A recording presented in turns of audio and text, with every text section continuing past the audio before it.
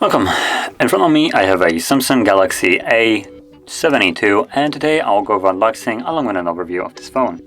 So let's pop it straight open. There we go.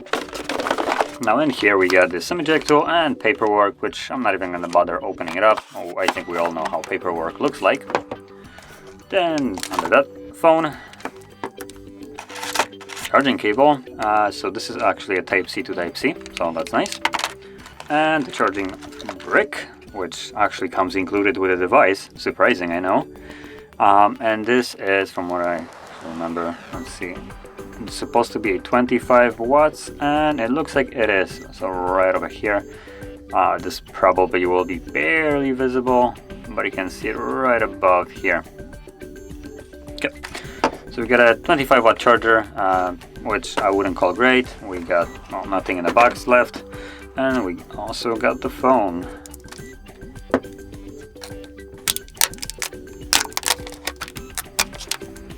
There we go. So there we go, phone unpacked. Let me quickly check. So this is this apparently is called Awesome Violet. I am actually being completely serious. Awesome Violet. Nice. I don't know what to say to that color. Okay, so let's power on the device, and I believe it's already set up, but I might be wrong. I guess we'll see in a second. So while it's turning on, let's go quickly over the screen. So this is a 6.7 inch, a fairly big one, 1080p by 2400 Super AMOLED display with a 90 Hz refresh rate, 84.9% screen to body ratio, and 393 pixels per inch. So basically, it's fairly nice, I would say. The primary aspect that I kind of like about the display is the fact that it has 90 Hz and is a AMOLED display.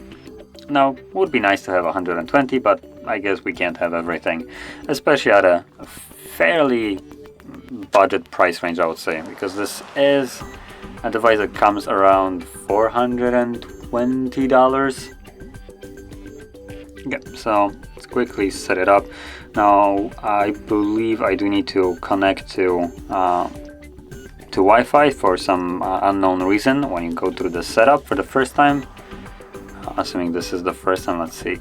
Yeah, this is the first time. Oh no, it's not. I can actually skip it. Nice.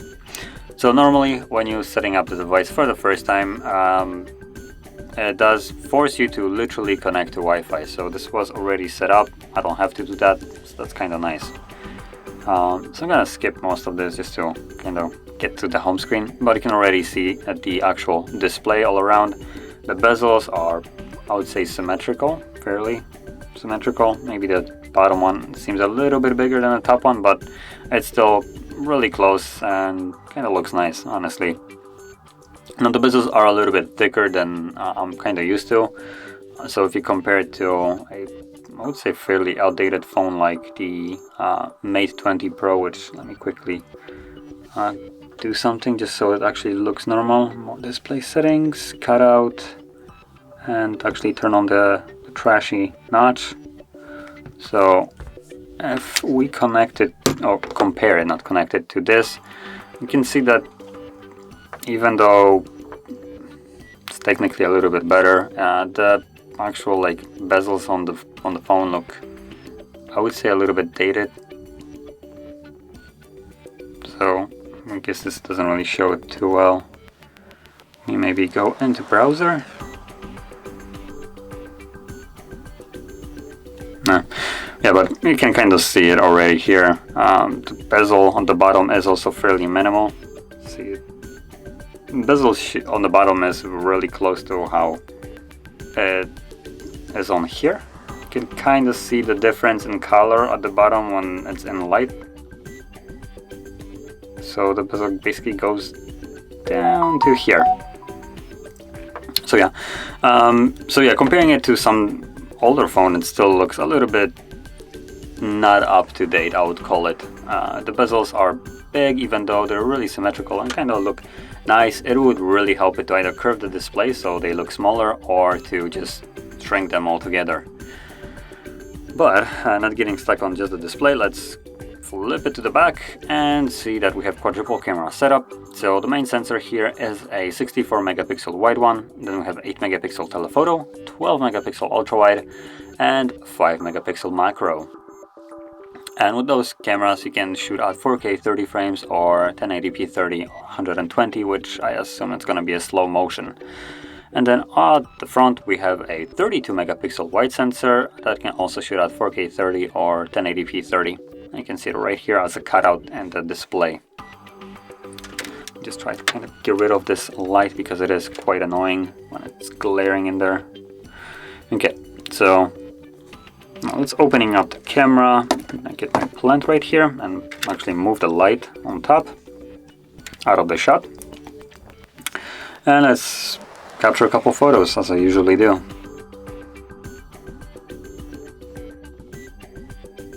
This is a zoom, so I don't really care for that. Let's go to more. Okay, there's a macro. Yes, ultra wide as well. And yeah, let's call it a day. So it should give us a okay range of photos right here. So this is the ultra wide. Let me just flip it over. There we go. Boom. And let's get rid of the light somehow. Damn, the light is annoying. I know what I can do.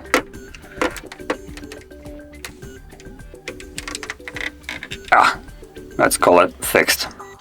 Okay, so this is the ultra wide, which you can see that probably as expected, it's not the sharpest one, although it actually did better than I expected. You can even see that when you zoom in, you can read exactly the number, and it is fairly focused, which normally that's not really the thing, but the plant kind of is out of focus. But still, it actually did okay, better than I would have expected. So now we're going to the macro. Let's zoom in, and you can kind of see that while zooming in, it lacks in quality quite significantly. So macro is kind of bad. And this is the normal one, the wide one, which if you zoom in actually to the point where it's focused, which not over here, it's below, this actually seems to be sharp and actually focused, and actually it looks better than I would say the macro. So there we go. You can use the 64 megapixel instead of a macro to get better close-ups.